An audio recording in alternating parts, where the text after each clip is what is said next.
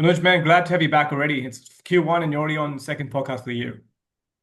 Mate, I had a New Actually, Year's cool. resolution to do more Yeah. pods, so here I am. I'm a man of my word, if nothing else. No, no, I really appreciate it. And it's a big one today. I'm very excited for what we're talking about. Today we're Mm, actually discussing, AI, impacts of not only AI in property, but AI, what it means for the economy, for the job market, and how mm, this kind of trickles down into our field and real estate and property itself. And looking at, this is a really mm. hot topic, looking at the future impacts, what it means for our industry long term. So it's a big one, and I'm Mm. really excited to have you here to discuss this because we're always chatting on the phone, we're always talking about this privately. So Yeah. I think we'll have some pretty good insights for everyone today. It's actually something where it's good to raise that awareness because there's a big change coming. It's Mm. happening right now, so it's really interesting topic.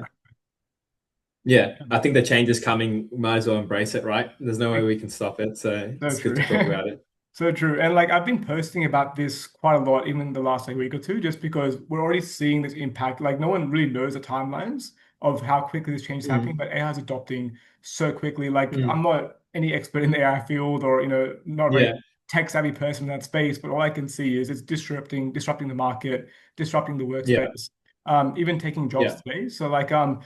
previously, I was thinking maybe this 10 years time frame where everything's going to change, but again, we're not really sure on how quickly it's going to be evolving. But at the same time, people should be uncomfortable, I think. And if you're not kind of paying attention, because I Yeah. think right now, like yeah, just creating wealth has never been more important in human history Yeah. in general. So that's why we're Yeah, kind no, of I agree, man. yeah.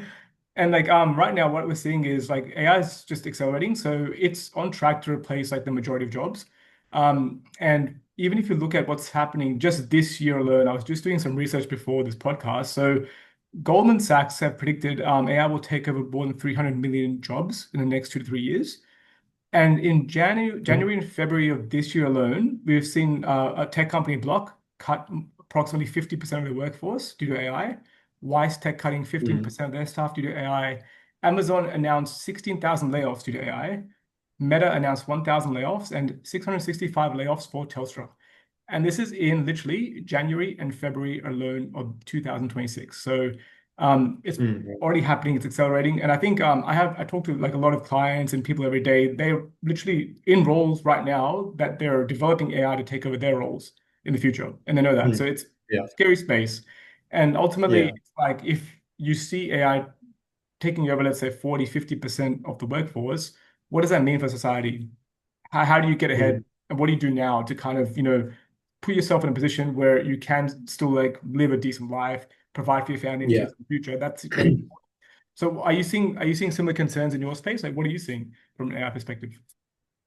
Yeah, look, I think in terms of the work I do and the people I speak to, it's probably not such an apparent and direct sort of correlation just yet. But I do work with some pretty interesting people who are sort of in and around the space, and we have a lot of conversations about this. So I think AI is definitely a massive disruptor, and it's going to be almost like a revolution. You look historically, every time there's been a revolution in history, it's sort of become more and more impactful, right? It's exponential. So I really think like someone a very simple question I ask myself is what jobs will my kids do? I have no idea because I feel like half these jobs won't exist, right? If we go back 20 years and you tell someone, oh yeah, my job is an AI engineer or something like that, they probably have no idea really what you're talking about. So I think there's a lot of change coming. And look, to your point, I guess we can break up the conversation, but I'll just touch on it. How do I think it's going to impact, I guess, jobs and other things like that? Similar to yourself, I am by no means an expert, but I like to consume information of experts to try to formulate an opinion. And a couple of things I think, look, there is obviously a lot of people who are saying this is going to be a massive disruptor. It's going to take all the jobs. It's going to be, really high unemployment and all sorts of things. But look, we've also heard this narrative before as well, right? When there was an industrial revolution and they said, these are going to take all of our jobs. Well, people moved away from manufacturing and into, more sort of white collar jobs. Like those new things created. So one thing, David Friedberg said this. I think he articulated it well. He said, when companies have AI, they're empowered by AI. That makes them more productive, which means they can make more money, right? If they have more money, they got more capital, they deploy, they do new projects, new jobs are created. But at the same time, I mean, as a business owner myself, I can see how powerful AI is. Like a lot of services or things I need to hire people for, I just don't really need to do that anymore because AI can sort of do all of it for me. And I think it's also important to remember AI is only like maybe what 3 years old in terms of when it became, appealing to the majority of people and has sort of taken the front run. And think about how far we've come in 3 years. It's hard to, there's so many things, but if you baseline it, I try to baseline it on video generation. I remember the sort of Sora stuff 3 years ago. You'd laugh, you say this was a joke, and then now you're getting to a point where it's indistinguishable from reality. So that's 3 years, right? Like, what does another 3 years look like? I don't think we can really even comprehend, right? So I think that change is definitely going to make it really hard. I think entry level jobs are really probably the ones that suffer the most here, because a lot of your sort of line one support or research jobs that are sort of right at the start, they're kind of are almost going to be fully automated by AI, right? And people think, my job's a lot more complex, so AI can't replace it. But it's just a matter of time, right? It's just a matter of time. It's getting better and better. I remember my thought was, hey, if I'm an artist or if I make music or if I paint, AI can't do that because it doesn't have creativity. But you can ask AI to generate a creative image, and just by giving it a brief, and it does a really, really good job, because In all it's seconds. doing is taking things that Yeah. all it's doing is taking things that it exists, jumbling it up and creating something. And really, when we think of our own creativity, we can't really create something out of nothing, right? So we just do the same thing. So that's why I think there's a lot of stuff here which is basically all replaceable. So I think there will be a point where humans will have to work less and less and less, and the consequence of that, maybe we can touch on that a little bit later. But I'll bring it back to sort of finance and property and other things like that just really quickly now. I think what I'm seeing is wealth is kind of being aggregated now, right? Like, if you look at the biggest companies in the S&P, the top 10 companies are sort of just becoming larger and larger and larger. As productivity goes up, they have more capital.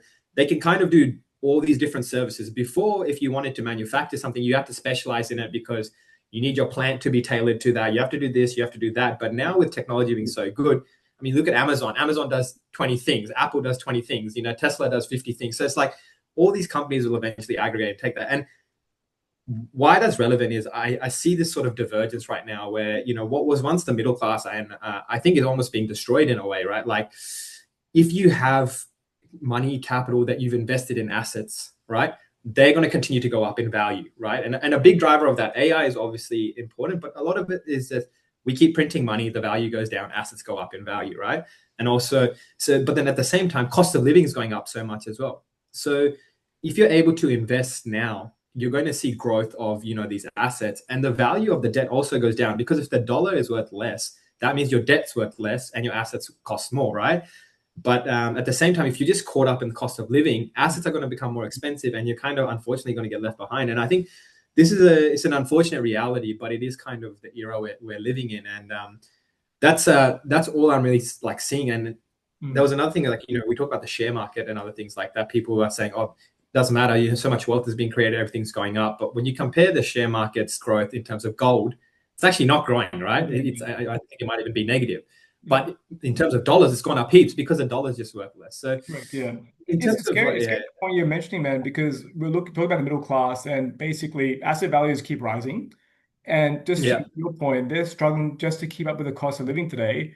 But at the same time, we're seeing their incomes being more and more kind of, in a place where they're not achievable anymore because AI is now disruptive.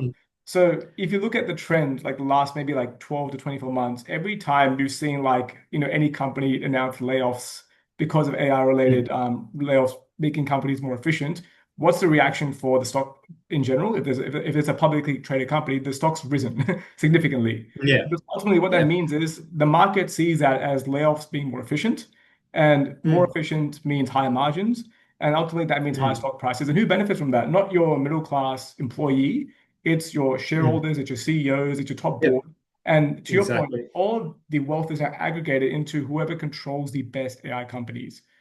It's not Yeah, the everyday totally. human man, woman benefiting from, stock prices rising. They're just trying to get in and live. They're trying to provide for family today.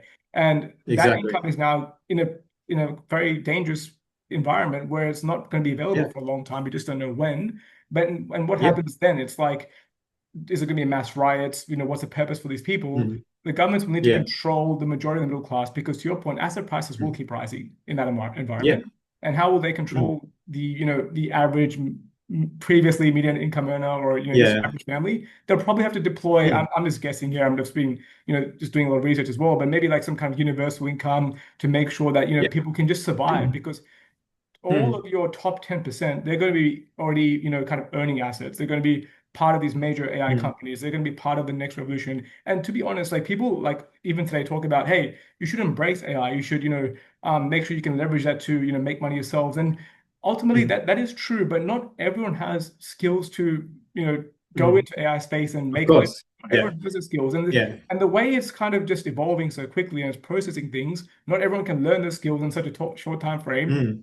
especially with the Exactly. work they're going on just to provide for the family today Yeah. and then succeed in AI. So we're in a Exactly. very like kind of dangerous place with middle class. And we've talked about this for a Mm. while. I think I keep saying that I don't think there will be a middle class anymore. It's going to be gone. And Yeah. essentially you have, in my Mm. opinion, like your top 10% is controlling most of these AI companies, whatever companies succeed in the long term, they'll be, Mm.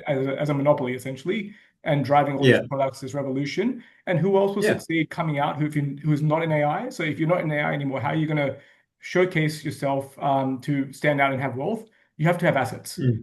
So, and that's Exactly. where we're Yeah. kind of coming into this space and talking about the importance of investing today. Because if your job Mm. isn't guaranteed tomorrow, how are you controlling your financial future? How are you Yeah. safeguarding your family? And you mentioned the best point, like Mm. if you had kids today, I don't have kids as well, but like if you had kids today, I would be scared as well because we don't know what jobs are going to be available for them in 10 years' time, in 20 years' time. Mm. And even for us, Exactly. like growing up, that changed very quickly. But now it's 10 times Mm. faster, 20 times faster. And Yeah. and Oh we yeah, always were totally. confident that at least humans are going into jobs. But now it's not Mm. the same, not the same thought process. And that's Yeah. why everything is very Yeah. scary. No, I totally agree with you, man. And I think this revolution or change is coming. It does feel a little bit different because Mm.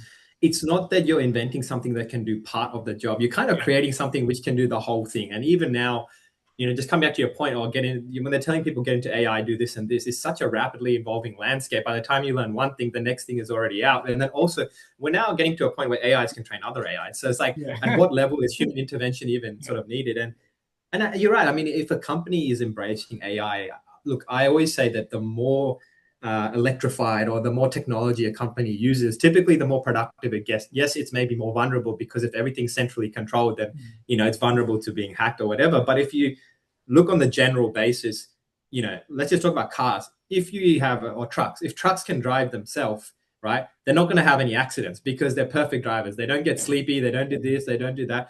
So not only, and the truck can drive 24 hours. It doesn't need to drive 8 hours, right? And then you probably don't need it. Your insurance is cheaper because it doesn't get in many accidents. So Correct. um, I think like, yeah, when people talk about, you can just get into AI, firstly, that's really hard because it's changing a lot. But I think why this one is different as well, there was a time that if you were in the lower income class or median and you wanted to break out and create something, Mm. you can outwork people, you can Yep. outsmart, you can outthink, you can do these things, right? Humans can outperform people who are better off than them if they're willing to work harder in most cases, right? Yep. But it's really, I don't even think it's possible to outwork an AI, right? It's just, Correct. you reach a point where you need capital and you need money to be able to have things that will allow you to sort of do that. And these are the kind of things you just have, the more money you have, the better these things are. So if you don't have that, it's not about outworking it. You can't outwork it, right? So it's, well, what else can you do? And to your point, it's like, well, money itself is not a very good store of value Mm. because as things change, money keeps getting printed, it's losing value, right? And then jobs are becoming more scarce. So it's like,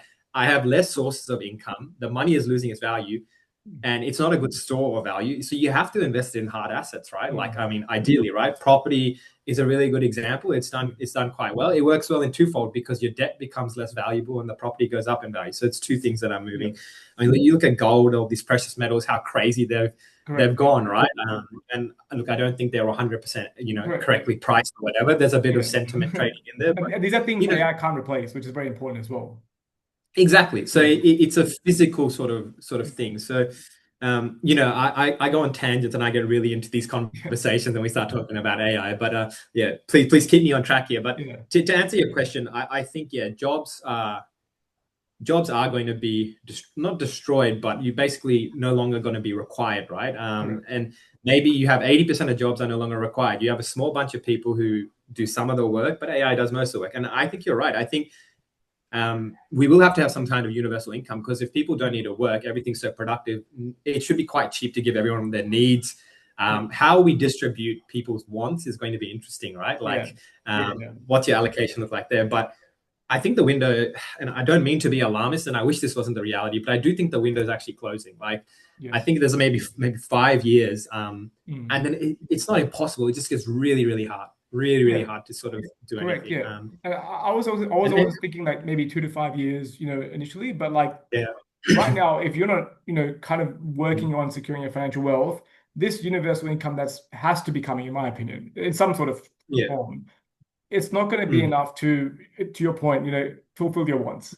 It's just going to be yeah, there to meet your needs, your requirements, make sure you're living and surviving. And yeah, ultimately, it's still the middle class today, but who knows what that will look like, when you don't even have work to go to. Maybe you don't have any fulfillment or any purpose, and you've got yeah, stable income coming through. Like mm, there's no lifestyle there, and that's a yeah, harsh reality. But this is coming, so it's just like if you're kind of mm, realizing this now today, we need to understand that there are things we can still do to do our best to protect our wealth, future yeah. generation, family, and make sure you can still live the right lifestyle to whatever extent. Exactly. That's very crucial. Totally. And I think people may speculate, well, if AI is going to advance, what if we create, I don't know, teleportation so you can live anywhere and buy a cheap house and Yeah, teleport wherever you want, right? But even in that instance, like we've always got to look at how long will it take to do something, how long will it take to develop and adopt these sort of things, right? AI is here now and today, and it's already being accepted in society and being used, right? yeah, I do think there may be a future where property is no longer like, something important, but I do think this is one of the assets that's going to take the longest time for that to become correct. a Yeah, reality. yeah, Everybody does need physical space to live, right? that's right. Like, and maybe there will be something where transport becomes really effective, or I don't know, maybe we all live on the cloud, something like that, right? That's Huawei. Whatever that reality might look. Yeah. Yeah, but that is far away. Mm, So if you're talking about your generation and maybe your kids and how to protect it, mm, I always say, like, I think, yeah, things that are here and tangible, they're hard to replace right now. yeah. And that's similar to even like job skills and stuff like that. I'm a big advocate for sales. People like, oh, AI is going to replace anything. Well, I think sales is probably something that's a bit resilient because we're in a generation where humans still, like, the people who are doing most of the consumption and working and stuff, they still like to interact with people. There Correct. may be a generation of our kids, we both don't have kids, but maybe our kids get comfortable with, AI, giving them Yeah. comfort or selling to them. But again, 20, 30, 40 years away from that, right? Correct. So Yeah. Yeah. um, I don't think there's a bulletproof plan to everything, but I Of think if course. you want to Yeah. be pragmatic, you look at what is the thing I can do now, which is most resilient and will probably last the longest in terms Correct. of Yeah. performing well.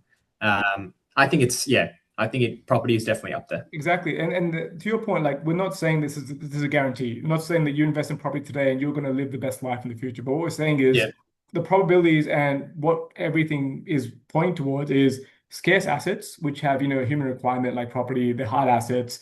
There's not infinite land available anywhere. So especially mm, in countries, like Australia, where people want to live for long term, and even with geopolitical tensions rising, we're not in the yeah, forefront. So like these are all mm, factors you have to keep considering. So eventually this AI will, become like a race to the best AI platforms. Like, countries we have even yeah, more of AI as well. But like, where does Australia sit in those things? And if you're securing mm, properties, land in locations where it's so scarce and there's a big, strong desirability that people want to live there in the future, it's going to grow in yeah, value. So even if this whole monetary system changes, you've got a lot of wealth stored in these hard assets.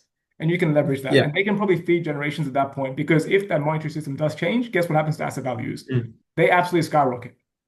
mm, They will skyrocket yeah, because there's no real dollar amount you can put place on those assets because the average like average person without income from a job won't be able to ever afford these assets in the future.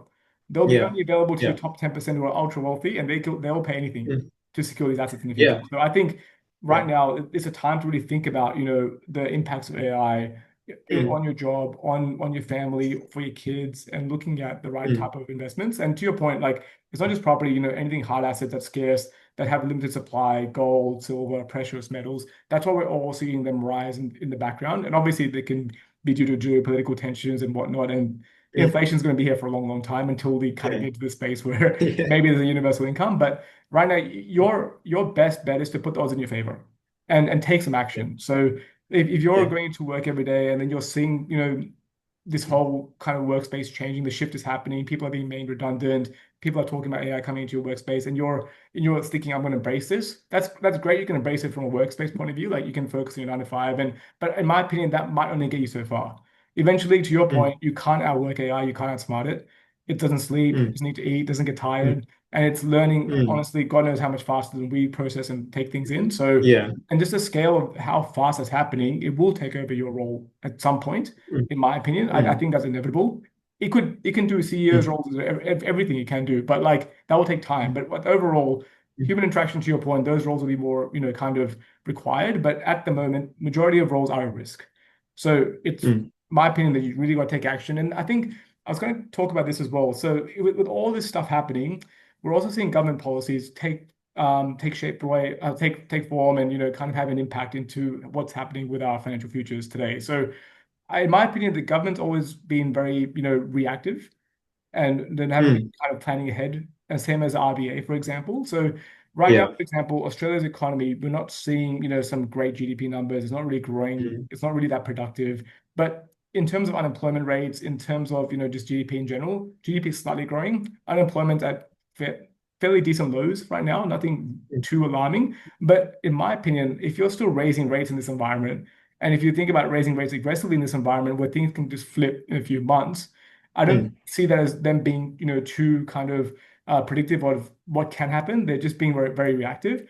And I think we Yeah. need to just, kind of take a step back and look at what are the risks if we do slow down the economy and we're not prepared for this massive AI shift that's coming that could, take shape any way or form, like that could really impact the market very quickly. Then how do you kind of ensure that we're not disrupting the economy too much by even making things harder for the middle class consumer Yeah. before this AI, wave comes and disrupts the workforce. So Yeah. all these things have to be considered as well. What's your opinion on like the RBA Mm, policies and just in general from like, how they're kind of controlling inflation versus the economy? And do yeah. you think that it is smart to be a bit more kind of predictive and looking at AI's impact? Yeah. Yeah, look, I definitely agree with your sentiment. We're a very reactive country, Mm, and we're also quite slow, right? And there's benefit to being slow and calculated. There's also downside to it, yeah, right? If you're reactive, that means you always have to feel the pain before you see a resolution, right?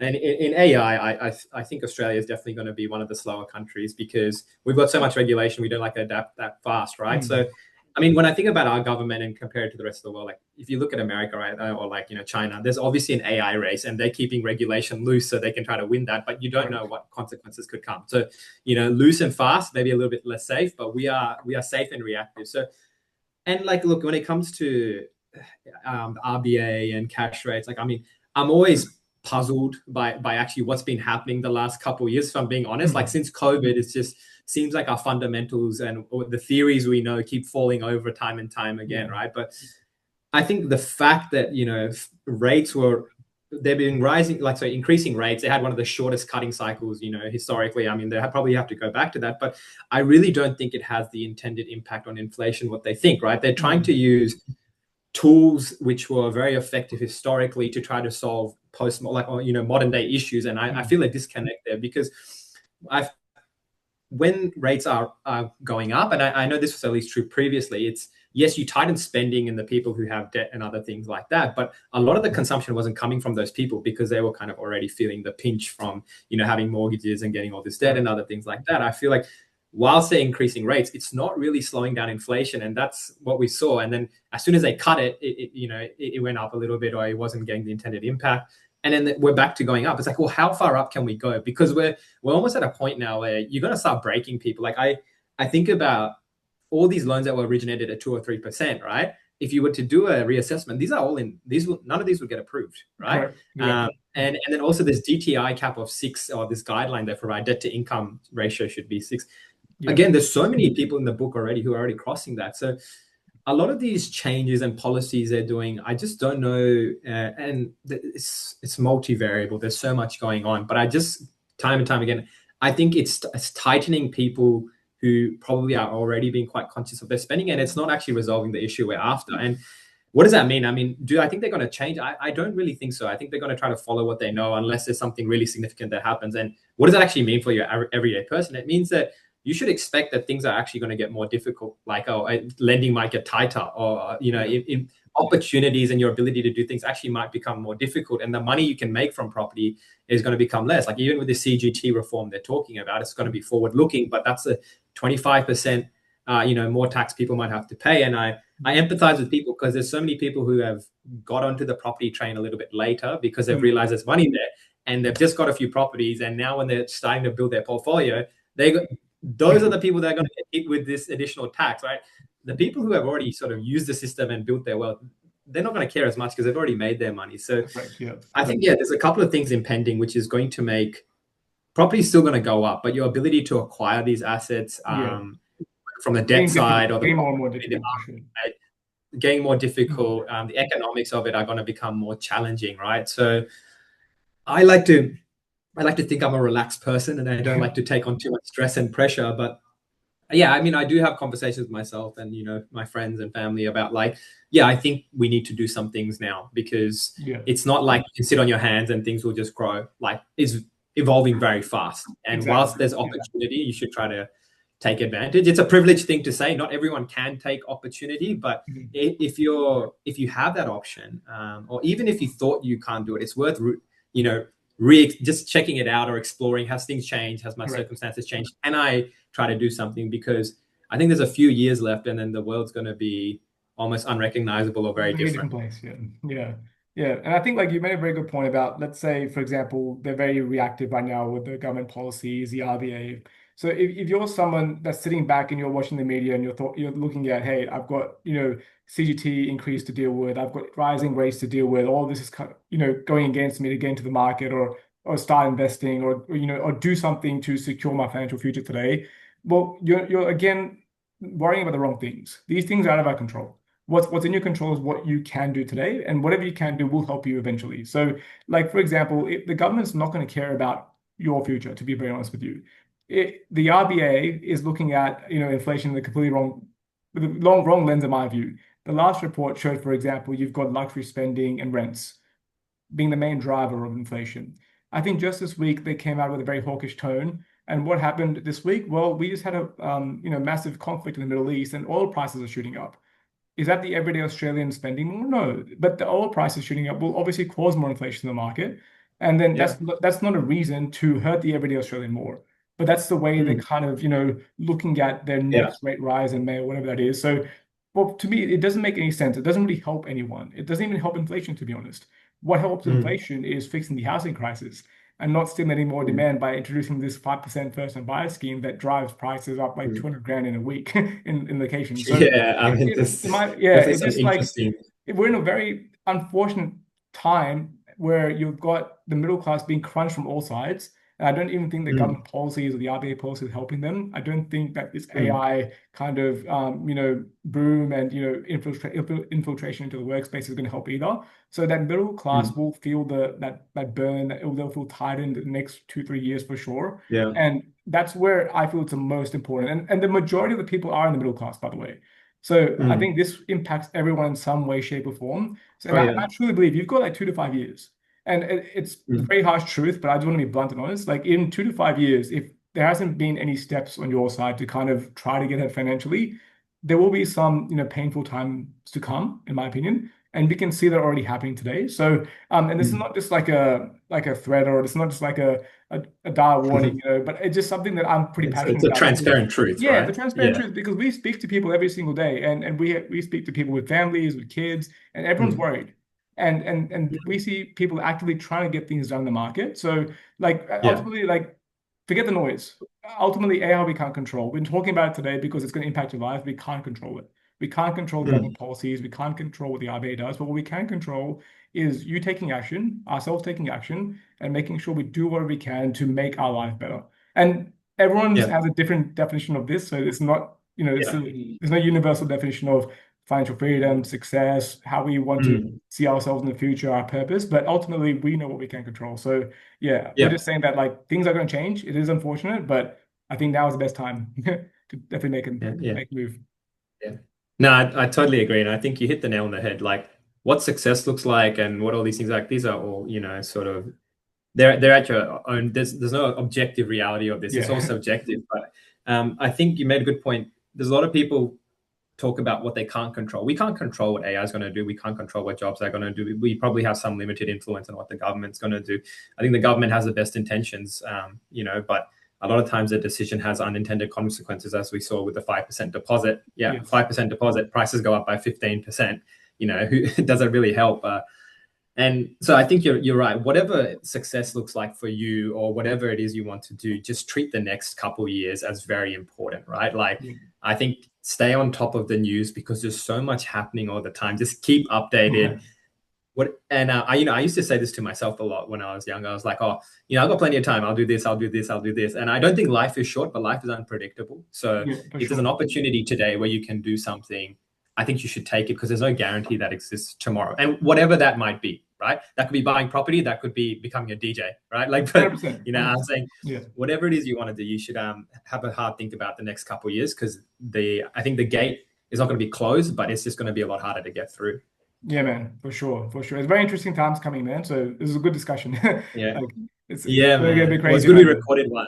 There's probably be a 15 conversations we've had on this and not Yeah, yeah, recorded. yeah. So, 100%. Yeah. um, it's good, man, and it's an important topic. So I Yeah. appreciate you asking me to come on and chat about it as well. No worries, I'm no worries. excited to see what happens, man. Yeah. I'm excited to see what happens in the next Big couple few of years. years, big few years. That's it. Cheers, man. That's Appreciate it, your man. time today. Okay, cool. All right, take care, Raghav. See ya. Take care, man.